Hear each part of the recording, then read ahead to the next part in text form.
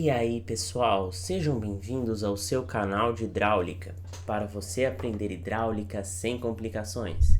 Já de antemão, peço que vocês deixem o like nesse vídeo, se inscrevam no canal, ative o sininho de notificações e se vocês tiverem qualquer dúvida, tente entrar comigo através aqui do canal no YouTube ou do meu canal no Instagram que dá na mesma, ok? Então, sem enrolar mais, vamos direto para a aula de hoje, agora mesmo! Na aula de hoje, nós vamos prosseguir com o conteúdo de transições localizadas e vamos apresentar mais duas transições, que são os alargamentos e os estreitamentos. Essas transições normalmente são conhecidas como mudança na largura do canal. Então, geralmente, às vezes tu abre um livro, vai estar dessa forma. Mas eu vou mostrar as duas separado, justamente para mostrar as particularidades de cada uma, ok? Primeiro vamos conceituar o tema. O que são alargamentos e estreitamentos? Então, alargamentos e estreitamentos são transições localizadas que ocorrem devido à mudança na largura do canal. E essa mudança na largura do canal não pode alterar a carga energética no escoamento, ou seja, as perdas de cargas têm que ser desprezíveis para ser considerado uma transição localizada. E quando não há influência marcante da declividade de fundo, ou seja, apesar de existir uma declividade de fundo nessa transição, ela é insignificante na alteração do perfil hidráulico, ok? Ou seja, em resumo, tem que ser uma alteração de largura curta. Então, aqui a gente começa a trabalhar com uma coisa chamada vista em planta. O que significa vista em planta? Que eu estou olhando de cima e vocês podem observar. Está vindo o canal aqui com uma certa largura, há um aumento da largura do canal e depois, por exemplo, há uma diminuição. Nesse caso, esse aumento da largura do canal é chamado de alargamento e a redução na largura do canal é chamado de estreitamento. E se essas transições forem curtas o suficiente, não vai haver perda de carga significativa e a declividade de fundo não vai alterar o perfil hidráulico, beleza?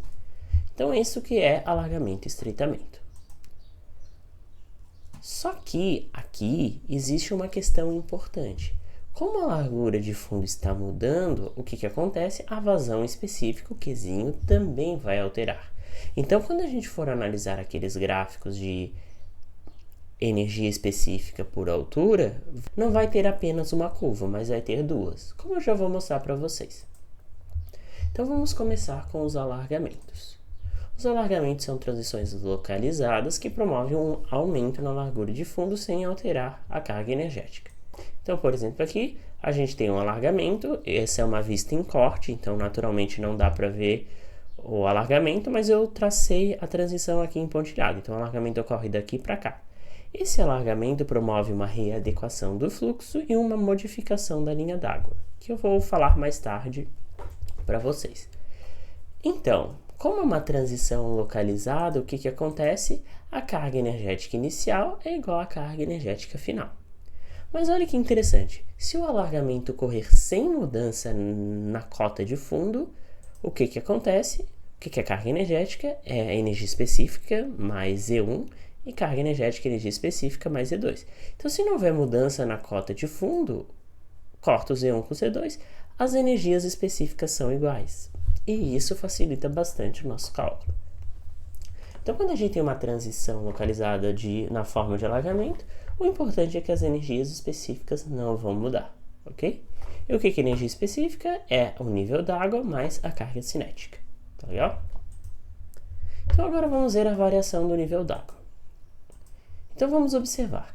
Como eu mostrei aqui, o gráfico entre H e E agora vão ter 2. Por quê?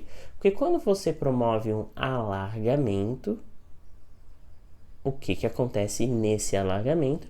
Você está diminuindo a vazão específica, ok? Então, se você está alargando, você está aumentando o B, então a vazão específica Qzinho está diminuindo. Então, gente, o que acontece com a curva? A curva ocorre o seguinte, sempre que eu aumento o B, eu estou alargando também a minha curva. Então, essa é a curva com a largura menor e essa é a curva com a largura maior, ok? Cuidado para não se confundir. Então, considerando a altura crítica aqui 1 do canal mais estreito e aqui a altura crítica do canal mais largo, ok? Beleza? Então, vamos lá. O que acontece? Quando eu tenho um alargamento, ele vai do canal mais estreito, que é o azul, para o canal mais largo, que é o vinho.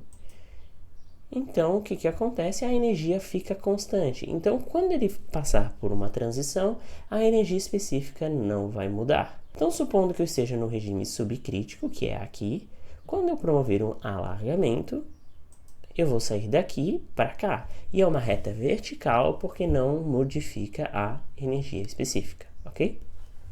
Então, no alargamento, há um aumento da lâmina d'água, ok? Então, aumentou a largura, a lâmina d'água também vai aumentar no regime subcrítico. No supercrítico é o contrário. Então, por exemplo, eu estou aqui, eu vou alargar, então eu vou para a curva de baixo, mas a minha energia específica não vai mudar, então é uma reta vertical. Então, no regime supercrítico, se há um alargamento, é uma queda na lâmina d'água, é uma redução, ok? Representando graficamente, fica assim, ó, subcrítico, a lâmina d'água vai aumentando, supercrítico, no alargamento, a lâmina d'água vai diminuindo, ok? Então, é basicamente isso. Agora vamos para os estreitamentos. Os estreitamentos são transições localizadas que promovem uma queda na largura de fundo, então a largura está diminuindo. Isso sem alterar a carga energética. Então aqui ocorre esse estreitamento, então a gente está vendo em corte. A gente tinha uma lâmina d'água, quando ele atravessa o estreitamento que está entre os pontilhados, a lâmina d'água promove uma alteração, ok? E agora vamos observar o balanço hidráulico. Então, é uma transição localizada, então a carga energética é igual. Como não há mudança na largura de fundo, o que acontece? A energia específica também não vai mudar, ok? Então, esse é o estreitamento puro. Obviamente, pode haver um estreitamento e um alargamento com mudança na cota de fundo, então a gente vai fazer uma análise própria nessa ocasião. Se não houver mudança, que é o caso que eu estou falando agora, a energia específica não muda, ok? Então, vamos ver a variação do nível d'água. Então, mesma coisa. Vamos revisar aqui para quem não entendeu. A gente tem uma curva de H por energia específica e outra curva de H de energia específica. A curva do canal mais largo é sempre a mais aberta e do canal mais estreito sempre mais fechada, ok? Então, no estreitamento, ele vai do mais largo, que é o vinho, para o mais estreito, que é o azul. Só que não muda a energia específica. Então, o que acontece? A vazão específica está aumentando, ok? Mas a energia específica continua constante. Então, vamos botar as alturas críticas. Aqui é do canal mais estreito e aqui é do canal mais largo. Ele está indo do canal mais largo para o mais estreito. Então, no subcrítico, ele vai do mais largo para o mais estreito, mas é uma reta vertical, porque não muda a energia específica. Então, como pode ver, há uma redução da lâmina d'água no regime subcrítico. Então, se eu estou diminuindo a largura e a subcrítico, a lâmina d'água reduz. Analogamente, no supercrítico, caso eu faça um estreitamento, o que vai acontecer? Vai subir essa reta vertical, então o nível d'água vai aumentando. Então, é sempre o contrário, gente. Supercrítico é sempre o contrário, subcrítico é sempre a mesma coisa. Entretanto, nos estreitamentos, a gente tem que estar atento para alguma coisa.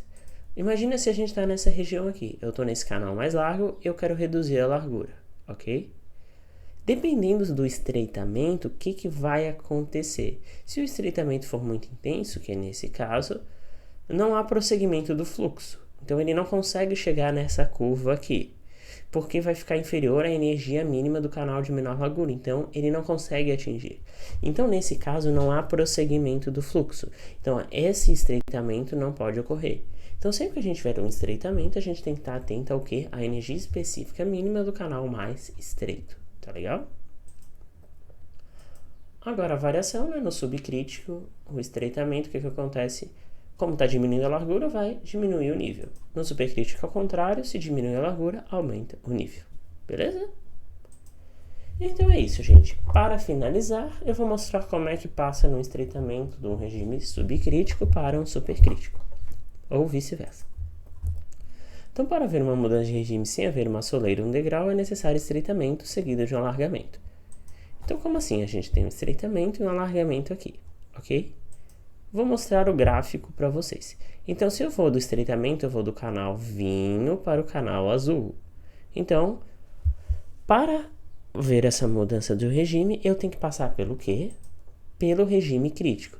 Então, eu preciso um estreitamento, de forma que nesse estreitamento de largura, a minha lâmina d'água chega exatamente na lâmina crítica. Depois, o que eu vou fazer? Chegou na lâmina crítica, eu vou fazer um alargamento de novo. E nesse alargamento, há a possibilidade de ou ele subir de novo, ou mudar de regime. Isso pode ser feito tanto do subcrítico para o supercrítico, ou seja, vindo daqui para baixo, ou vice-versa, daqui para cima. E é o mesmo procedimento, um estreitamento, depois um alargamento. A questão é o seguinte, se for do subcrítico para o supercrítico, ok, mudou o regime. Mas se for do supercrítico para o subcrítico, o que acontece? A gente vai estudar daqui a pouco, vai gerar um ressalto hidráulico. E o ressalto hidráulico é uma zona de alta turbulência e dissipação de energia. Então a gente tem que tomar cuidado nisso, ok? Então é isso, gente. Na próxima aula eu vou fazer um exercício de alargamento e estreitamento para fixar esse conteúdo, tudo certo? Então tá. Então se você gostou dessa aula, não esquece de deixar o like, comente aqui embaixo as dúvidas e até a próxima, gente.